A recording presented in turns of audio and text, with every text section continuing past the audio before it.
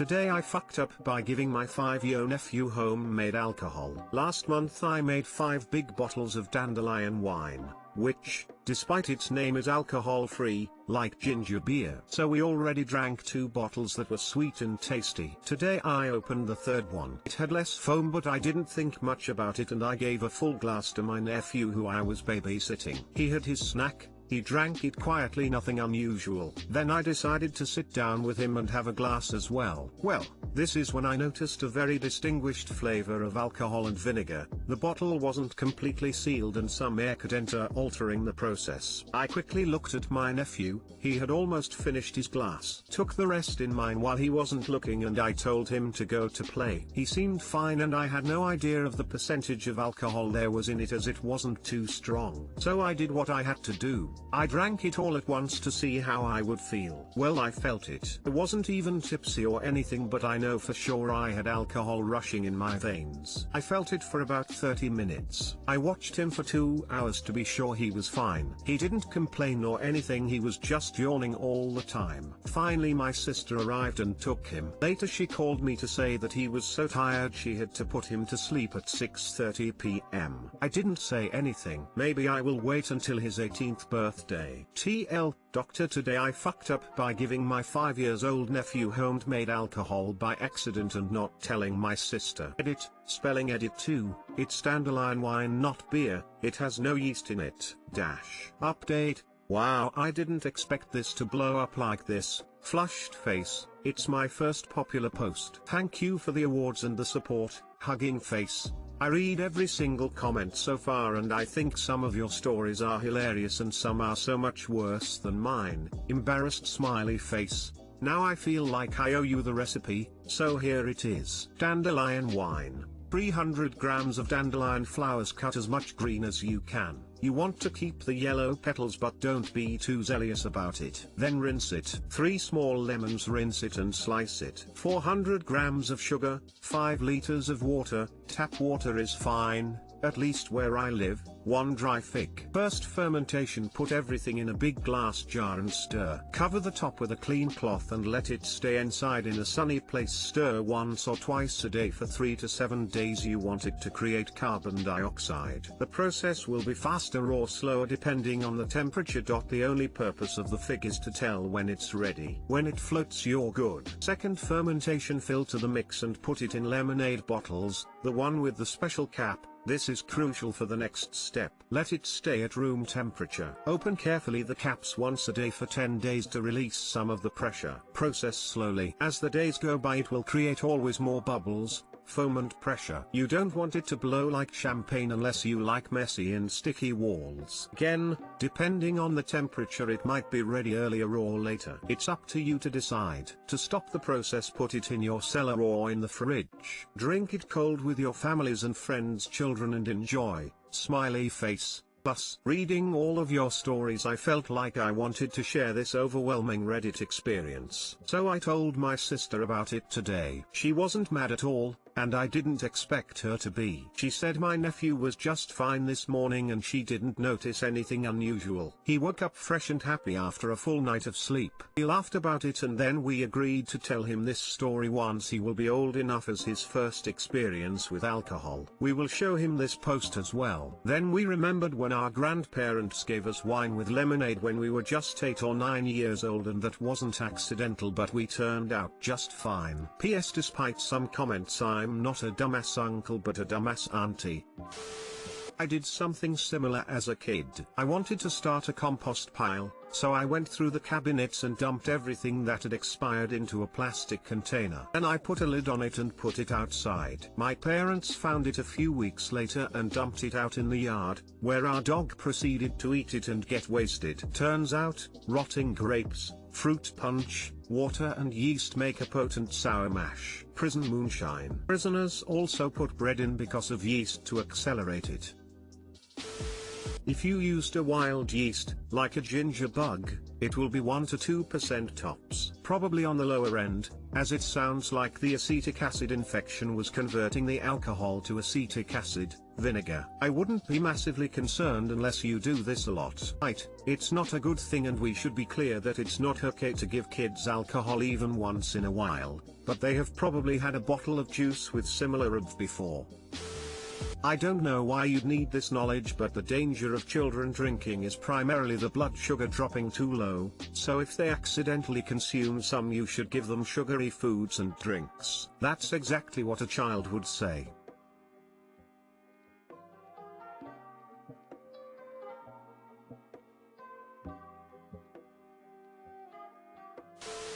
When I was a teen, I got into making old-fashioned root beer and ginger beer. I didn't really know what I was doing, but I did a bunch of research, found some recipes and set to work. First batch of root beer I made was alright. Nothing amazing, but it was drinkable. Second batch I made was actually pretty good. Drank a whole bottle and really enjoyed it. Something made my dad curious though, so he tried a bottle. About 2 sips in, he said I couldn't drink the rest of the batch. I don't want what the content was, but it was definitely alcoholic. Dad sure seemed to enjoy it. You can't drink the rest of the batch, son, so I will.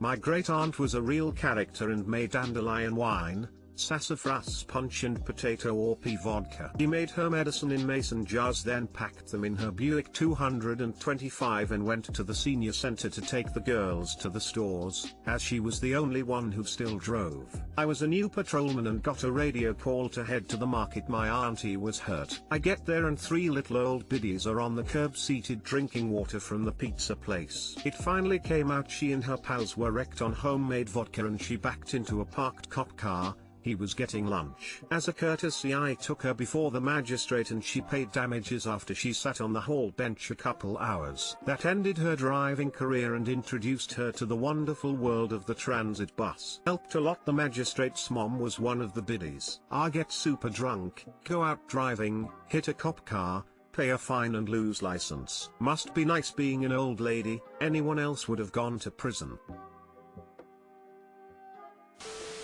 Today I fucked up by making a paternity joke to my HR department about my unborn child. My fiance and I are expecting our first child in November. I needed to drop a paternity form off at work to my HR department. I've never spoken to any of the women before. Me, can I give this paternity form to anyone here? HR, oh congrats. I'll take that from you and scan it me : thanks. I hope it's mine. Pure silence and stares me. Bye. So now my HR thinks, 1, I'm a weirdo, kind of true. 2, my fiance sleeps around. 3, I may be lying about the paternity. Fiance wasn't happy when I told her in the car. I have Asperger's and I'm not good with speaking to people, especially when they give some form of congratulations or compliments. TL, doctor, made a random joke to HR about potentially not being the father of my unborn child and I think they hate me, along with my fiance. Edit, my fiance is in the comments. She's great, hungry face, thank you for the comments, they're giving me a good laugh.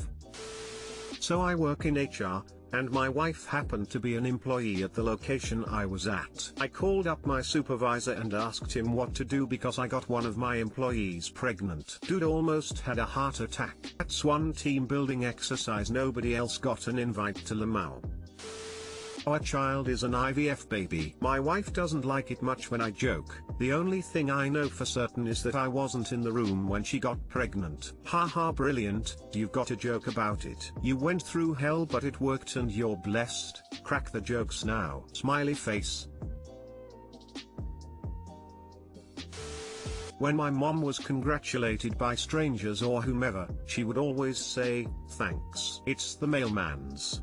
My dad was a mailman, but she just liked to make people uncomfortable. Here's to hoping there's no jokes during the birth. My mom had me by emergency C-section and my dad went, huh, it's like gut in a deer. I wish there was video of this to see the facial reactions of the doctors and nurses. Oh god. This reminds me of my wife's first delivery. Our son was breech and she was hoping to deliver vaginally, but things weren't going well. Our doctor, who had agreed to try a vaginal breech delivery and had experience, was unavailable, and his partner was not thrilled with the idea and was urging a C-section. She ended up getting some administrator in who tried to convince us by saying, "Your baby could die. You could die. And what about your husband?" Deadpan, I reply, "I think I'm going to be okay." Awkward silence followed and the administrator walked out the door and my wife and I laughed, and then agreed to C-section. Everyone was happy and healthy. My mom was in the hospital for most of her pregnancy with me. One time, when my dad came to visit, he was wheeling her around in a chair, and a nurse asked, "Oh, is this your husband?" "No, this is my boyfriend," Mom said. "My husband's at work." Dad was not happy with her.